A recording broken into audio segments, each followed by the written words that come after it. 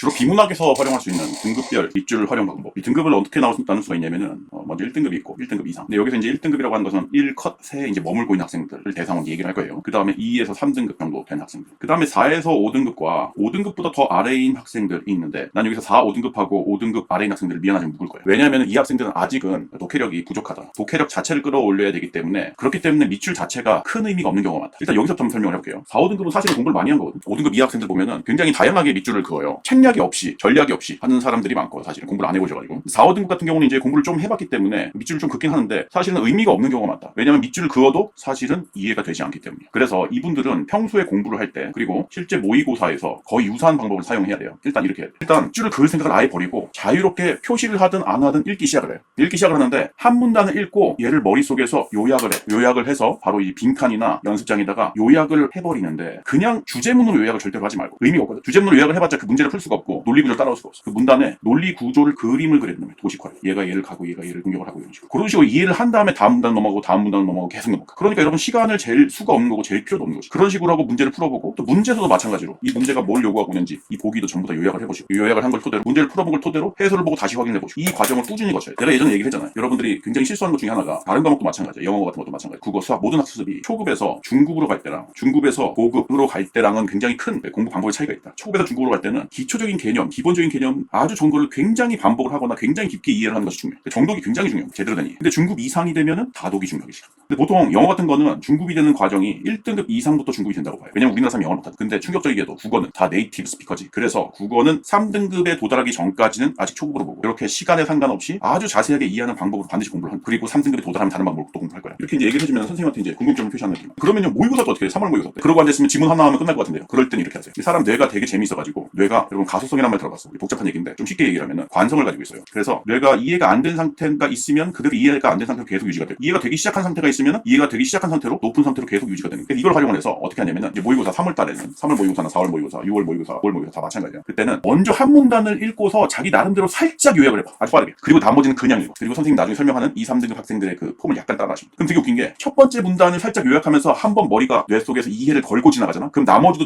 저절로 이해를 걸고 지나가는 관성 상태가 되는 거예요. 굉장히 좋은 점수를 얻을 수가 있겠습니다. 일단 그렇게 해서 굉장히 반복을 하세요. 아직 좀 개념이 부족한 우리 4등급 이하 학생들은. 자 이제 2, 3등급, 3등급 이상이 되면은 여러분 내가 바보라고 그래요. 보통 3등급. 내가 재수를 해가지고 내가 고3 때는 누적 1%에 들었고 재수 때는 0.03%에 들었단 말이에요. 국어 수학이 100분이 100이었어 전부 다. 근데 내가 고3 3월 달에는 평균 등급이 3등급이었어. 다 그랬던 것 같아. 근데 이제 여러분이랑 나는 근본적으로 다른 게 뭐냐면은 이거야. 나는 3월 달에 3등급을 받았잖아. 점수가 그때 몇 점이 나냐면 또 모의고사 되게 쉬웠나 봐. 400점 만점에 330 나왔어. 야 대박인데 나 서울대 가야지. 서울대 법대 가야지. 이렇게 생각을 해서 되게 순진무구하지. 그러고 나서 열심히 공부하니까 됐어. 근데 여러분 어떡하지? 3등급이니까 바보야. 인서울 되나? 경기권을 가야 되나? 이 생각하고 앉아있잖아. 그치? 내가 이제 선생님 경험상으로는 어떻게 되냐면은 보통 국어가 3등급 되는 학생들은 바보라고 하는 이유가 공부를 무조건 열심히 하면은 최고 점수까지 무조건 도달하는 실력이야 사실. 중수 이상이 되는 거. 우리 국어 실력이 네이티브 스피커끼리 경쟁을 해가지고 23% 3등급 이내에 들어온다는 게 진짜 어려워요. 그거를 해냈다는 거니까 굉장히 이제 수준이 높다라고 할 수 있지. 근데 2, 3등급이 되었다. 이 학생들은 어떻게 하냐면은 일단 이걸 버려야 돼. 밑줄을 과도하게 치는 습관을 버려야 돼. 막 이렇게 한단 말이야. 이게 선생님이 뭐라고 하냐면 이게 미친년자법이라고 하는데 막 이래.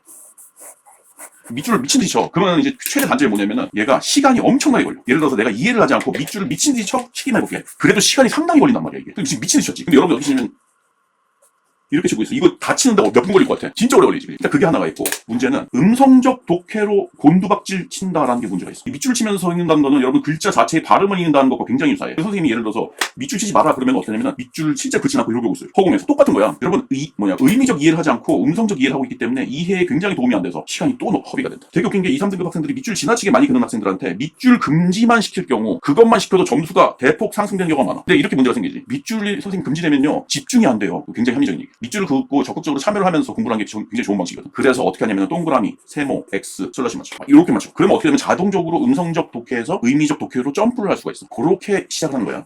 이렇게 시작을 해서 어떻게 하냐면 2, 3등급 아이들은 중수 이상이기 때문에 최대한 다독을 해. 문제도 많이 풀고. 이 과정에서 시간은 제한을 두지 마. 근데 어떻게 하냐면은 감을 유지하기 위해서 시간은 제한을 두지 않는데 시간 체크는 해. 내가 총 몇 분이 걸렸고 그리고 제시문이 있는데 몇 분이 걸렸는지는 확인을 하면서 내가 이 정도를 지금 읽고 있구나 체크만 하고 최대한 다독을 한다. 그러면은 다독을 많이 하면 1등급으로 금방 뛸 수가 있습니다. 대망의 1등급이지. 1등급 아이들은 이제 특징이 뭐냐면 이상하게 1컷만 나와. 이게 내가 고3 때 그랬거든. 3월 모의고사 때 3등급 나왔어. 근데 내가 진짜 다독을 했어요. 아까 그 방식대로. 그래서 4월 모의고사 때 1컷이 나왔는데 수능, 재수의 4월까지 1컷이 계속 나와. 내가 모의고사를 진짜 수백 길 쳐본 사람이야. 연습을 진짜 많이 하는데도 그리고 공부도 굉장히 많이 해서 나름 개념 공부도 엄청. 이 점수가 절대로 안 오더라고. 밑줄을 친다고 하면.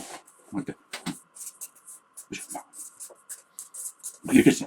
굉장히 집중을 해서 2, 3등급 아이들이 해야 될 것을 굉장히 잘했어. 근데 이게 1컷 이상으로 올리기 어려운 함정이 있더라. 어떻게 되냐면은 사실은 이 사람의 정신을 강박적이고 불안하게 이끌어서 이해를 완전하게 하지 못하도록 하는 문제가 있어. 이게 진짜 웃긴 거야. 그래서 내가 이거를 바꾸자마자 하루 만에 바로 100분이 100을 뛰었거든. 거의 안 틀리더라고. 그리고 나서 선생님 다른 지금 영상에 보면은 내가 P셋 해놓은 거 있잖아. 선생님이 그 P셋을 고득점으로 굉장히 붙었거든. 공부를 따로 안 해도. 이게 방법이 그대로 통한 거야. 어떻게 했냐면은 밑줄을 아예 안 쳐. 1컷에서 100분이 100으로 갈 때는. 밑줄을 아예 안 치고 어떻게 하냐면은 모든 문장을 다 생각하고 논리 구조를 다 생각하고 지나. 이게 굉장히 장점이 있는 게 일단 2, 3등급 이하에서는 아직은 하기 힘들어. 왜냐면은 자기가 밑줄 치지 않을 경우에는 속도나 집중이 따라오지 못한 경우가 많아. 근데 1등급 1컷 정도가 되기 시작한 수준이면 굉장히 고수의 반열에 올랐거든. 그래서 사실 밑줄을 치지 않아도 집중이 되는 경우가 허다한데, 근데 웃기게 놓치는 게 뭐냐면은 굉장히 사소해 보이는 문장 하나, 단어 하나를 놓치는 경우가 많아. 내가 밑줄 쳤잖아. 이렇게 표시를 했잖아. 표시를 한 거 사이사이에 요걸 놓치는 경우가 많아서 그거를 캐치해주는 게 제일 핵심. 그래서 사실은 밑줄 치지 않는다고 표시를 하지 않는다는 것은 모든 단어에 표시를 한 것과 똑같은 효과가 생기는 거예요. 그냥 처음부터 읽고 음미를 했어. 이미 훈련이 되기 때문에 그래도 속도가 빠르고 집중이 잘 돼. 아 그렇구나. 이 앞뒤가 왜 이렇게 이상하지? 이 문장 앞뒤가 왜 이상하지? 그렇구나